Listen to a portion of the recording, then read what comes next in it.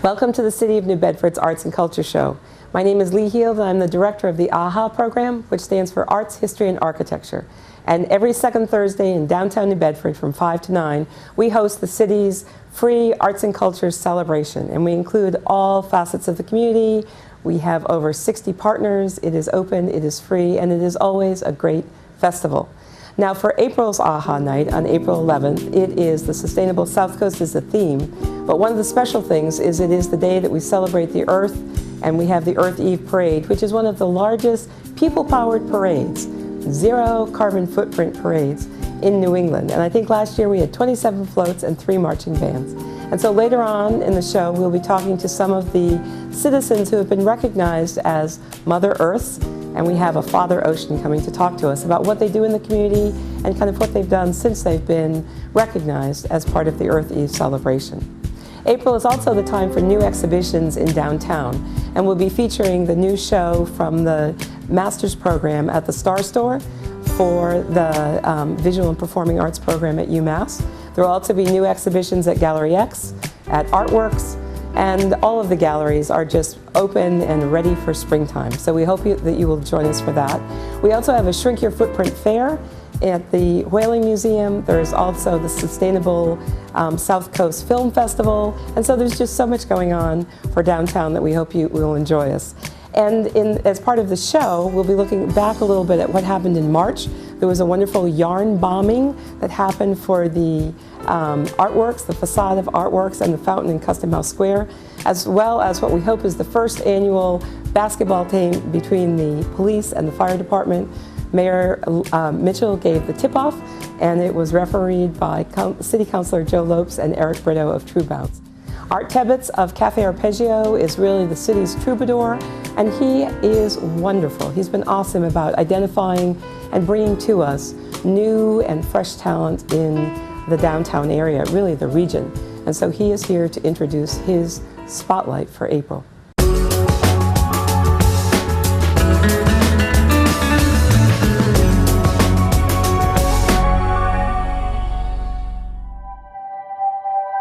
One of the favorite features of April AHA, which is the Sustainable South Coast, is the Earth Eve Parade. And each year, I think it gets bigger, it gets more robust. Last year, I think we had 27 floats and 3 marching bands.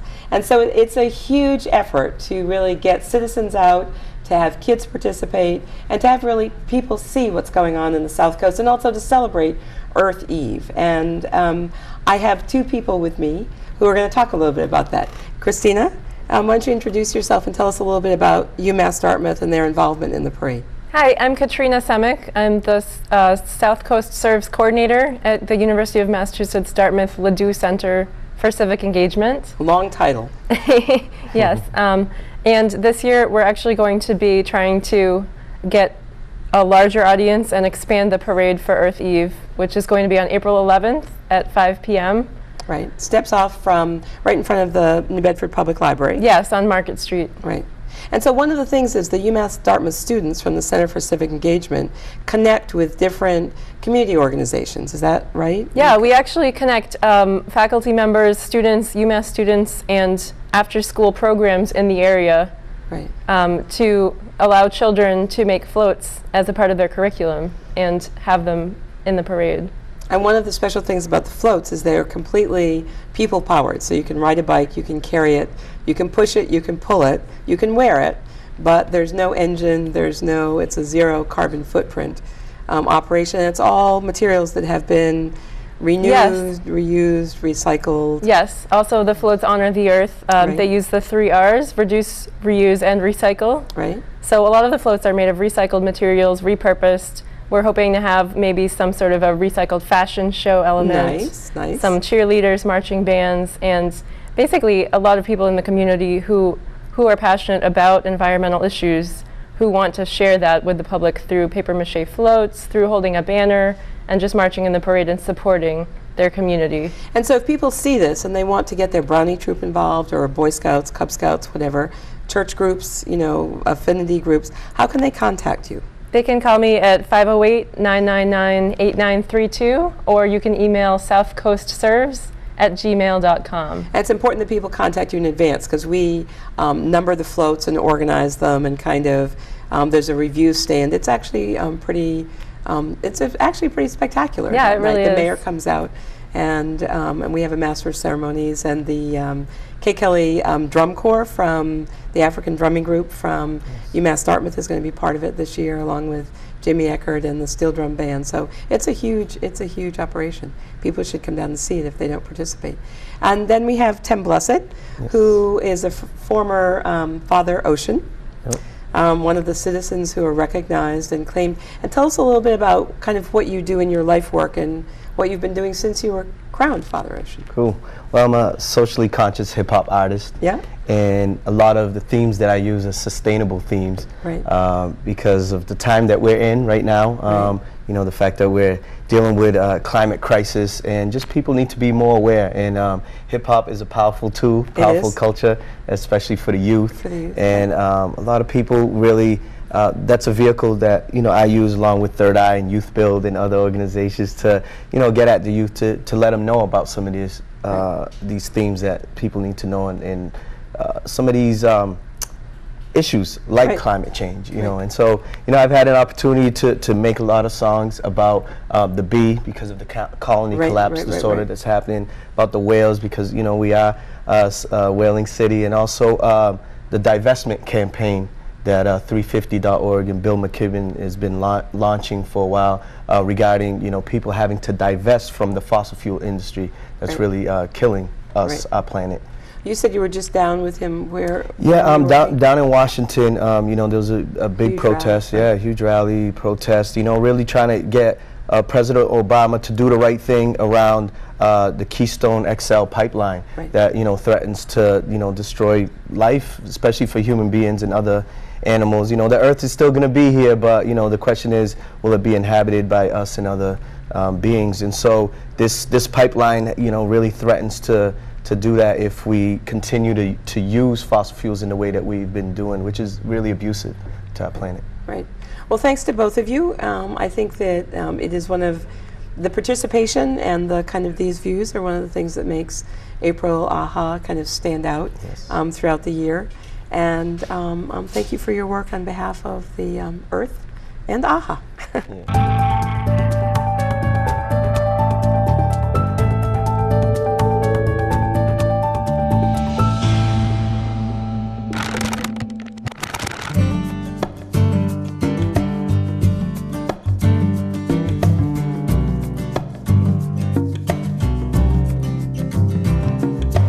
Yarn bombing's been around as a kind of an urban graffiti practice for maybe about 10 years now.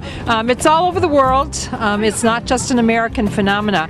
And sometimes artists choose to do it as a means of social or political expression. We chose to do it just as creating a community public art installation. And what it does is it covers a public object with knitting or crochet and creates a statement.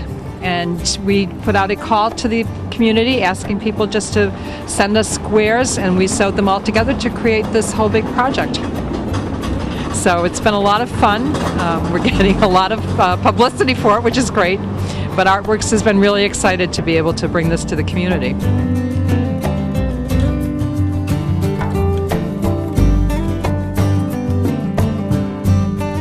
So tell me, which one is yours? Mine is the orange and white granny square and the orange and white striped square up on the top up there. Oh, right. And how about you? Mine is the purple and green and beige pinwheel. Oh, nice. And the purple square right up there. Oh, I love that one. That's beautiful.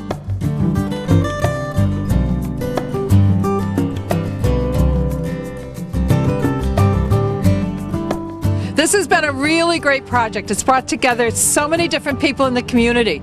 We've had a whole school class from the Duval School which came down and brought a box of knitting, and some extra bags have followed along from them. We've also had art students and fiber students from UMass Dartmouth, and actually the fountain was done by the UMass Dartmouth students. They took on that as their own specific project to organize and plan that. But we've also had a lot of the seniors in the city. I think for them it's a chance to be an artist for the first time, recognized in their community, and it gave them a chance to give something to their community that makes it beautiful. And they've been really excited about it. We've had groups of them coming down tonight to check out their pieces and find them in the front of our building. I have to tell you, we've been stopping traffic. People stop in the street, they're taking pictures. It's been just so exciting to see everybody come together to do this.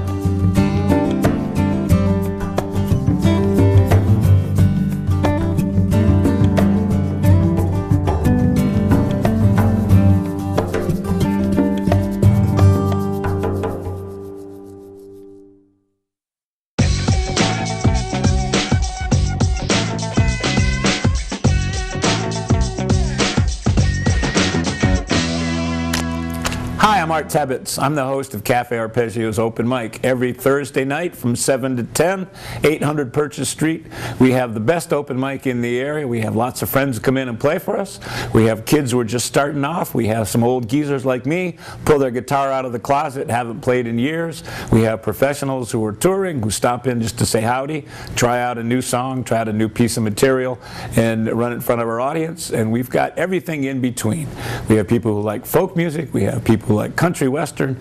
We have people who like old-time rock and roll. In the last couple of weeks, we've even had a rap group come in and lay down some heavy tracks for us, so it's been really kind of fun. You never know what you're going to hear at Cafe Arpeggio, but you know it's going to be fun. I can guarantee that. We've got the best open mic audience anywhere in the Commonwealth, and I will hands down put our folks against anybody. They come, they sketch, they listen, they draw, they come every week, which is really great for me. Souk and Rob Gould are the owners of the Cafe Arpeggio, all three of them, one in Fall River, one in South Boston, and a big one in New Bedford. And they're wonderful hosts. They always make us feel at home. There's always good food. There's always homemade soup. They also have homemade ice cream. As the weather's starting to get warm, that's going to be great. And they've set aside a rug in a corner with all the equipment we need. We set it up. You come in with your guitar, your violin, your mandolin, your bass, your whatever you're going to play, and we just plug you in and away we go. It's a great time. So if you're not a musician and you don't want to be a musician, come on down and hear us.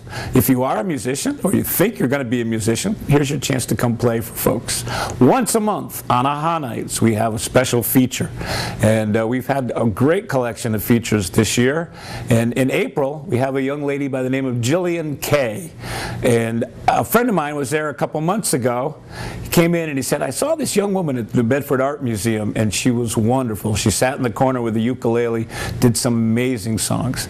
And about an hour later, she came in, and I said, I know you. You're the young lady from the Art Museum show. And she said, well, yes. So we asked her to play, and we fell in love with her. Not only is she beautiful, but she's a wonderful singer. She's a talented performer. She plays the ukulele. She also plays guitar. First song I ever heard her do was La Vie en Rose, and it just tore my heart out. It was lovely. She's great. So we asked her if she'd come back and be a feature for us, and we booked her for April. And April's rolled around, so you get a chance to see her on the second Thursday in April. And she'll be playing from 6 to 7. Admission is free. We pass the hat. Everything in the first hat pass goes to our feature performer.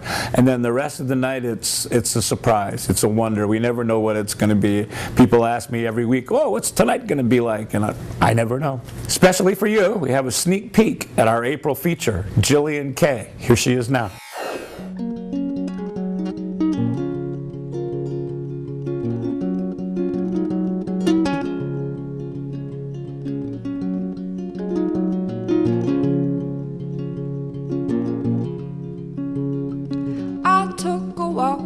To nowhere at all, just to watch my feet as they rise and they fall. My steps so big for one so small.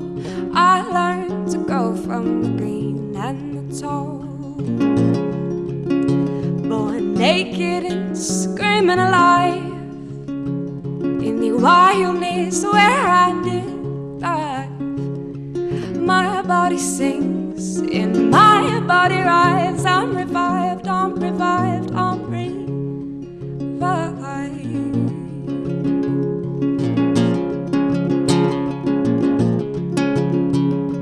This is where I belong, home of the silent and strong. Our words are the breeze, and the dirt on our knees speaks praise for the work we did wrong.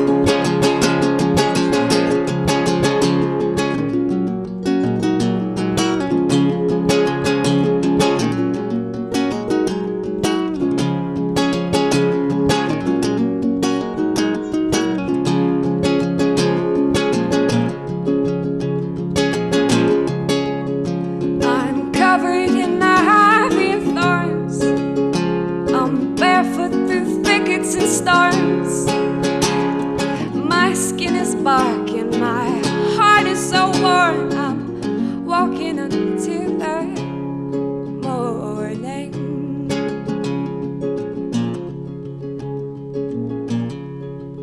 And the flowers that we do not see are in the fields beneath our feet, all beaten up and muddy green. Go down now, go down to sleep.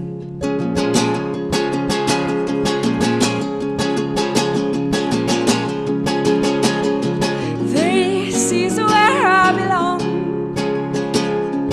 home of the silent and strong. Our words are the breeze, and the dirt on our knees speaks praise for the world we did wrong. This is where I belong, home of the silent and strong. Our words are the breeze, and the dirt on our knees speaks praise for the world we did wrong.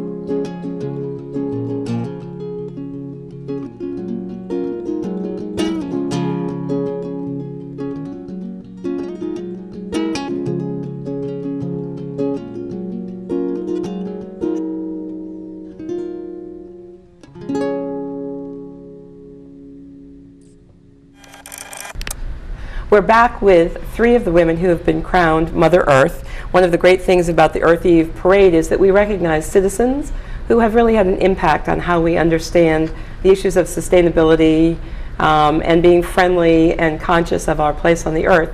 And so 3 women all have done different things. And maybe if you could introduce yourselves and tell us what year you were in and kind of what you do in the community that helps us understand sustainability.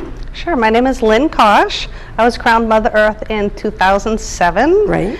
And I'm the team leader for Operation Clean Sweep. So we organize neighborhood cleanups throughout the city of New Bedford. We promote litter prevention and education around litter and recycling to local students and the schools throughout New Bedford. And advocate for the enforcement of litter ordinances in New Bedford. So you do things once a month? Is that We do cleanups April through September. We do a neighborhood cleanup once a month. And then in your other life, you're also at the Buzzards Bay Coalition, which we have to give a shout out to for their great work. Yes, and I'm the volunteer coordinator there as well. And we'll be visiting the Buzzards Bay Coalition and seeing your green roof as part of this show. Wonderful. Lori? Yes, I'm Lori Robertson-Laurent, and I was on the Mayor Lang's Sustainability Task Force, participated in, I was Mother Earth 2011, and the Earth Eve Parade is just a great event for the community.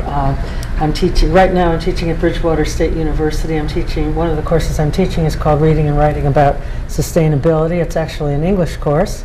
And I have taught sustainability education and public policy graduate course at UMass Dartmouth, which had a ripple effect on the hip-hop community through Tim Blest, the great rapper, who was also a student in the class and started rapping about whales and bees, and just had a tremendous influence on the young people in this community, the hip hoppers, who are wonderful. And he did a role as Father Ocean. Not the Year of Life.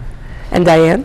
Excuse me. I'm Diane Altman Barabee, and I am a retired music educator in the town of Dartmouth, and since retiring, I've become passionate about helping the local community and creating a realization of the importance of everyone doing their own little part. If everyone would just do this much, it would make a tremendous difference. So that's what. And if everybody did what you do, I mean, you volunteer for the National Park Service, the Buzzards Bay Coalition, you work with AHA, you do Operation Clean Sweep. Now, what have I missed? Zeiterion. The Zeiterion. I'm on the park board. Park board. I was on, just recently resigned from Friends of Buttonwood Park. Yeah, so it's. So if everyone did what Diane did, we would be a much more inclusive community. Thank you, Lee. I'm just very lucky that I can do this, that I can do it. And we're lucky that you've chosen us. Thank so you've you. heard 3 great stories, and we hope that you come down and see this year's Earth Eve Parade, and we'll figure out who will be crowned Mother Earth and Father Ocean. It's a great honorary position, and it really gets out great stories in our community.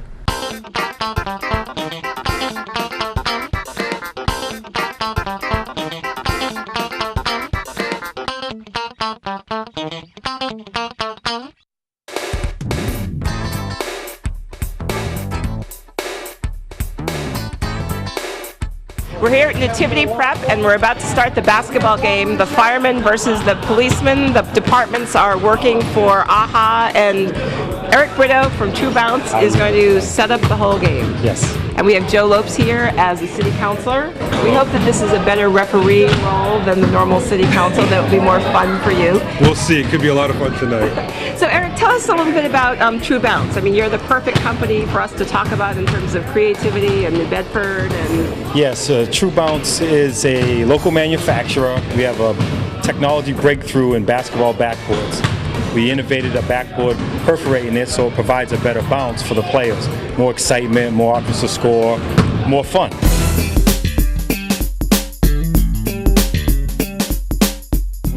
We developed it here, we manufacture it here, and we want to build and create jobs here for the local economy. And that's why we love you, because this is a creative enterprise. And actually, the backboards here at Nativity Prep are True Bounce backboards, Yes, right? yes. We help them out in terms of half of a donation. We like to help out the local communities so we can grow from there.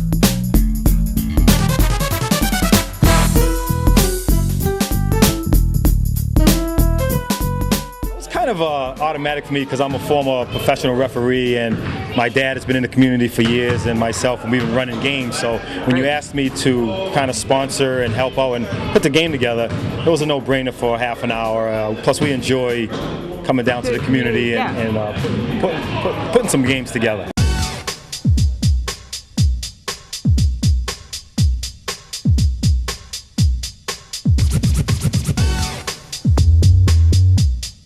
I haven't reffed a game in probably 7 years. When I was a teacher at Roosevelt Middle School, I have reffed for about 3 years with Connie Labonte when I was at Roosevelt, and then I coached and I reffed a couple other sports. Oh, so you're honest about this? Of course, with police and fire, you have to be honest.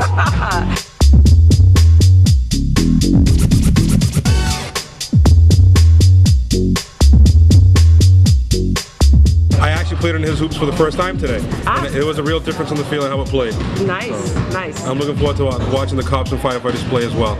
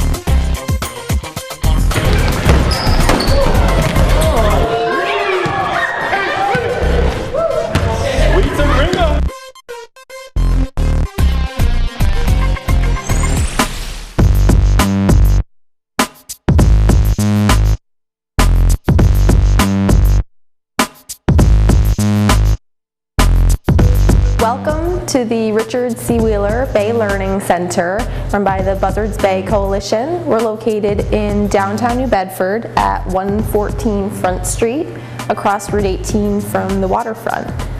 The Buzzards Bay Coalition is a nonprofit organization that works to protect and restore Buzzards Bay and all of its local rivers and harbors, including New Bedford Harbor and the Acushnet River.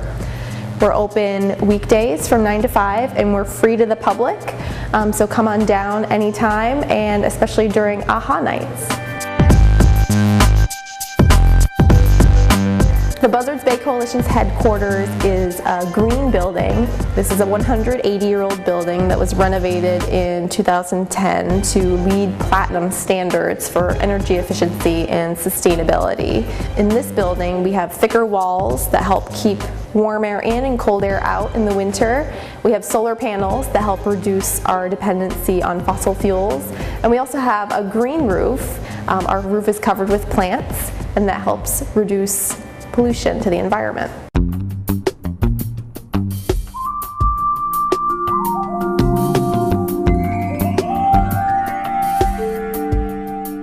So the centerpiece of the Bay Learning Center is this three-dimensional map of the Buzzards Bay watershed, and this is all of the land and all of the rivers that flow to Buzzards Bay, and the Buzzards Bay Coalition works in this entire highlighted area to make sure that all the water is clean and the land is protected.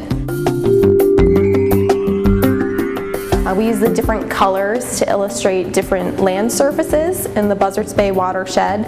So the green area is forested, and forested areas help protect the water and keep it clean. Then you have the gray areas, which are developed. And those areas are more of your cities, like New Bedford, and suburbs with a lot of concrete and pavement. And then you have these red areas, which is the cranberry growing areas, and the Buzzards Bay watershed actually has 20% of the commercial cranberry area in the United States. So it's an important part of the economy in our region.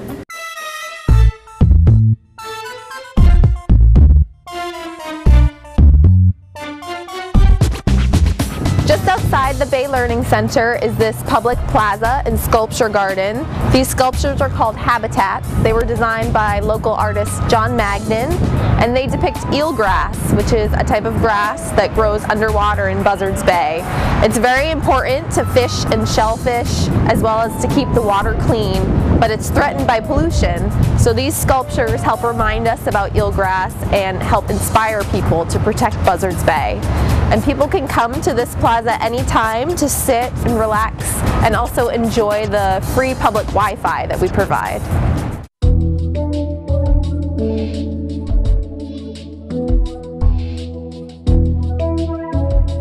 One of our building's most unique green features is this vegetated roof.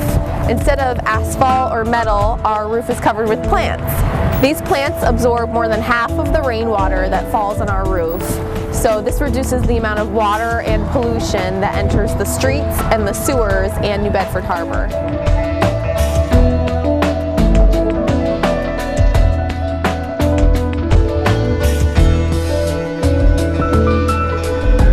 During the April AHA night, we'll be offering free green building tours at 6 and 7 p.m. if you're interested in learning more about our building and our work here in Buzzards Bay region.